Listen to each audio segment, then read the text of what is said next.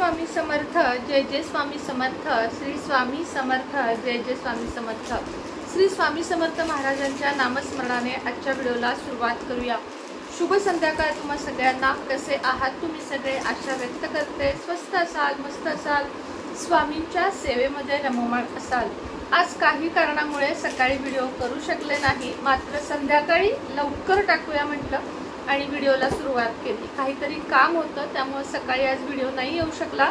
इच्छा खूप होती पण म्हणजे शूट करायलाच वेळ झाला नाही आणि त्यामुळे मला पण ते 12 वाजले की मला असं वाटतं की व्हिडिओ व्हिडिओ व्हिडिओ पण काय झालं, बाहेर गेले ती कामं एवढी वाढत गेली। एक झालं की दुसरं झालं की तिसरं, मग घरी येईपर्यंत जवळजवळ 2-2:30 वाजले आणि मग त्यानंतर मग टायमिंग चुकतं। म्हटलं मग नको, आता आपण संध्याकाळी टाकूया। माझं कसं आहे, दररोज माझा 2 व्हिडिओचा प्रयत्न राहतो पण केव्हा तरी होतं, चालायचं असू दे। चला आजच्या व्हिडिओला सुरुवात करूया। आज पुन्हा एकदा खूप इंटरेस्टिंग आणि खूप महत्त्वाचा, खूप जिव्हाळ्याचा विषय मी तुमच्या पुढे मांडणार आहे। आणि तो विषय मांडण्याच्या आधी एक रिक्वेस्ट करते की लक्ष्मी कुंचनच्या ऑर्डर देत राहा। श्रावण महिना जवळ आलेला आहे आणि आपल्याकडे प्युअर ब्रासचे लक्ष्मी कुंचन 2200 रुपयाला आहे।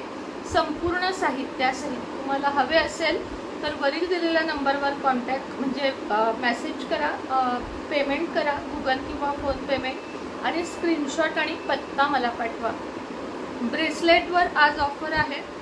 कोणतेही ब्रेसलेट घ्या, कोणतेही। आता कोणतेही मध्ये कोणते येतात, फिरोजा, मनी मॅग्नेट, पायराइड, वेट लॉस, ओराक्लिन, त्यानंतर PCOD, त्यानंतर हेल्थ ब्रेसलेट आहे। अशा पद्धतीचे भरपूर ब्रेसलेट आपल्याकडे आहेत। तुम्हाला जे हवे किंवा स्टुडंट ब्रेसलेट आहे, ग्रीन जेट ज्याला म्हणतो, किंवा एज्युकेशन ब्रेसलेट ज्याला म्हणतो, त्यानंतर एमॅथिस म्हणजे व्यसनमुक्तीचे जे आहे ते सुद्धा खूप चांगले रिझल्ट देतात।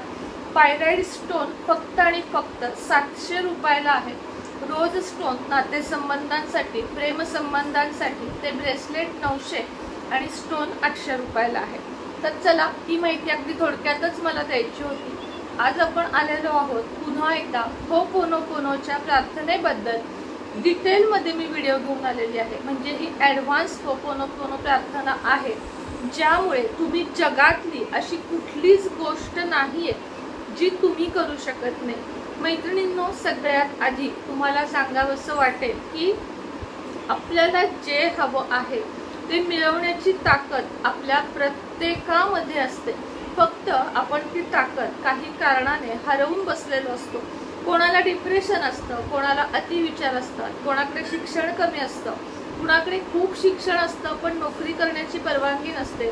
काही महिलांना 2 मुलं 3 मुलं असतात, त्यांना सांभाळण्यातच त्यांचं निम्म आयुष्य निघून जातं।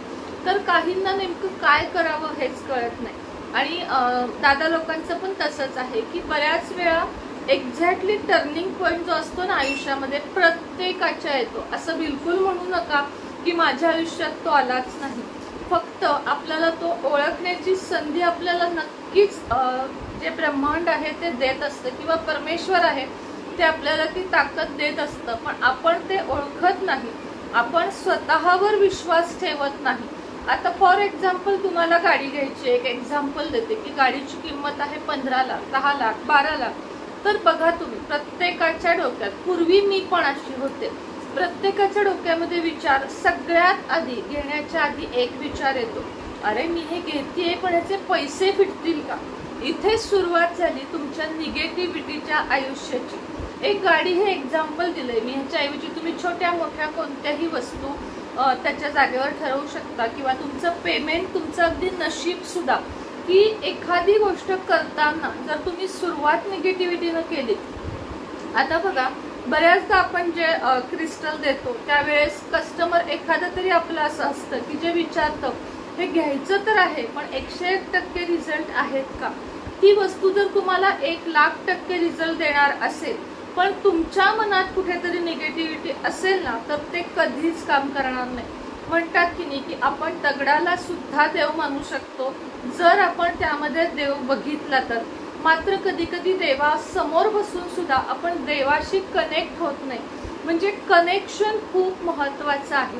आता होपोनोपोनो प्रार्थना आपल्याला काय शिकवते, नेमकी काय आहे ती, आणि ॲडव्हान्समध्ये तुम्हाला काय करायचं आहे, नक्की या प्रार्थनेचा अर्थ काय आहे हे मी तुम्हाला थोडक्यात समजावून सांगणार आहे. आपण एक मनुष्य आहोत, म्हणजे ह्युमन आहोत. आपल्यामध्ये सगळ्यात जास्त भरपूर वाईट विचार असतात. म्हणजे कसे निगेटिव्ह विचार असतात, वाईट विचार असतात. एक म्हणतो ना आपण मेंदूमध्ये डोक्यामधला कचरा बाहेर काढ, असं आपल्याला आपले मोठे आई असेल, शिक्षक असतील, आपण आपल्या मुलांना की तुझ्या डोक्यातला पहिला कचरा बाहेर काढ. ज्या दिवशी तुम्ही तुमच्या डोक्यातला मनातला कचरा बाहेर काढाल ना, त्या दिवशीपासून तुमचा उदयकाल जो म्हणतो आपण तो चालू होतो. तो कसा ते तुम्हाला सांगते. समजा तुमच्याकडून एखाद्या व्यक्तीचे खूप जास्त मन दुखावले गेलेले आहे, मात्र ती तुमच्याशी आणि तुम्ही त्या व्यक्तीशी आता कनेक्ट नाहीये, पण तुम्हाला रोज एकदा तरी आठवतं की नाही आपण जरा इथं चुकलेलो आहोत. असं आपल्याला एक प्रत्येकाला असतं, मला तुम्हाला, की एखाद्या व्यक्तीबद्दल आपण चुकलेलो असतो, पण आपला इगो येतो आणि आपल्याला ते कबूल करायचं नसतं. ही झाली फर्स्ट स्टेप. दुसरी स्टेप म्हणजे आपल्यासाठी आपले आई वडील, सासू सासरे, कोणीही, म्हणजे नातलगच असे नाही, बाहेरचं कुणीही आपल्यासाठी काहीतरी खूप केलेलं असतं, पण त्यांचे आपण धन्यवादच मानत नाही, विसरून जातो. हे एक आहे.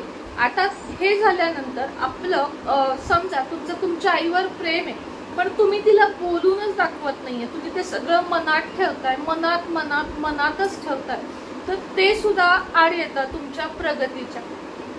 आणि हे सगळं जे माझ्याकडून झालं ते आता पुन्हा होणार नाही हे सुद्धा आपण बोलायचं विसरून जातो. रोजच्या धकाधकीच्या आयुष्यात आपण हे विसरून जातो. आपल्याला एक्झॅक्टली होपोनोपोनोची प्रार्थना ते शिकवते.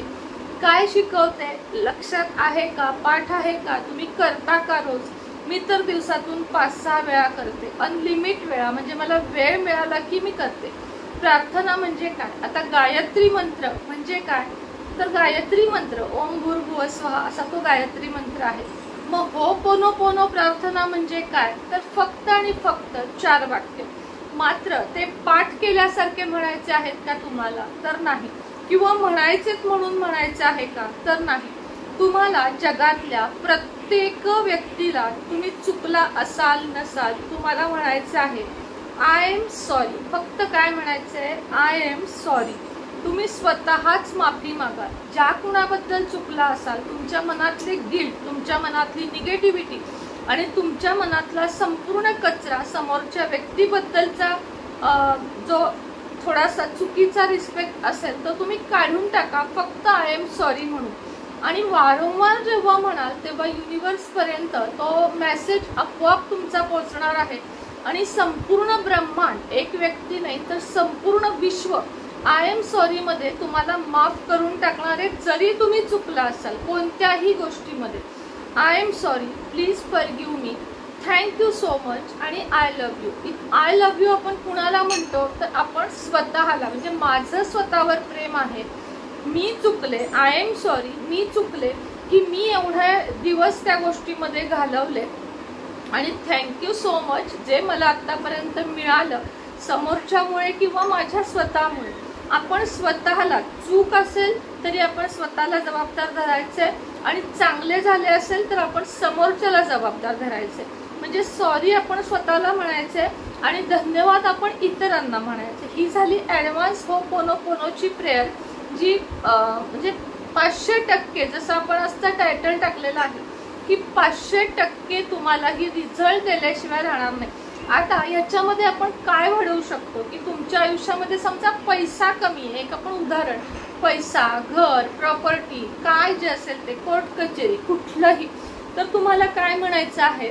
I am sorry money, I am sorry money, please forgive me money, thank you so much money, I love you money. इंग्लिशमध्येच म्हणायचं आहे, सोपं आहे, ह्याच्यात काही स्पेलिंग मिस्टेक किंवा लिखाण नाही, फक्त बोलायचं आहे आणि अतिशय सोपी वाक्य आहेत.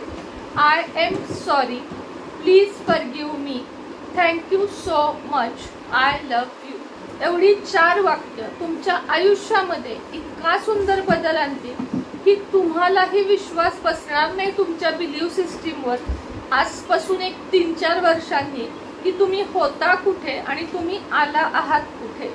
ह्या आयुष्याचा कायापालट करणाऱ्या युनिवर्सवर जर तुम्ही विश्वास ठेवाल तर युनिवर्स सुद्धा तुम्हाला तथास्तु म्हटल्याशिवाय राहणार नाही. काय असतं की आपल्याला बऱ्याच चुका माहीत असून आपल्याला त्या कबूल करण्यामध्ये कमीपणा वाटतो आणि हे खरं आहे, हे सत्य आहे. तुम्ही हो म्हणा किंवा नाही म्हणा, पटत असेल तर कमेंटमध्ये हो खरं आहे हे नक्की लिहा.